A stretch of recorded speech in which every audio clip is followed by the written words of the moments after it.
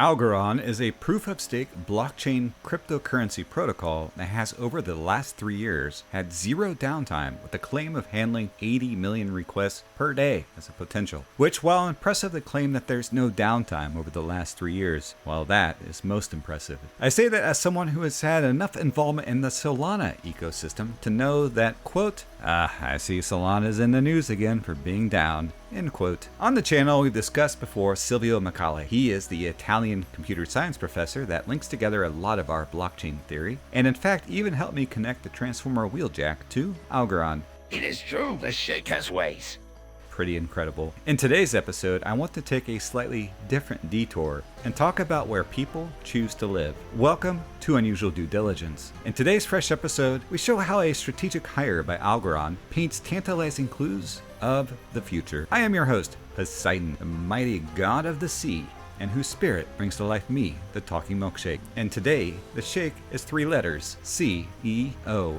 So let's say that if you live in Boston or near Cambridge, there's a good chance you know of MIT. And in fact, if you don't know this about MIT, just let me quickly note it. If MIT isn't ground zero for the global cryptocurrency movement, including Bitcoin, then let's just say I'd be very surprised. In the exploration of the relationships between UnDD'er and Algorand, I came up with a really deep theory linking everything together. But for the moment, I want to bring us around and talk about Algorand's CEO, Staci Warden. Staci's upbeat approach to Algorand is refreshing. So let's just see who Staci is and why we should care. For starters, Staci came to Algorand on February 14th of 2022, which might be this year for most of you. There's 2 key details about Staci. First, Staci has a background with both JP Morgan and NASDAQ, where she has had direct work with microcap companies. A microcap company is simply a company with a market cap between 50 million and 300 million annually. And that is interesting. But the next part is really interesting. So I've covered on the channel before the links between Algorand and Project Hamilton. The short synopsis there is that Algorand is a model the Federal Reserve of Boston is looking at for a pilot of a central bank digital coin, or CBDC. And to be fair, it isn't just Algorand, but a handful of others under the direction of someone by the name of Neha Narula. I won't go into those details today, but I did want to bridge us into the next section.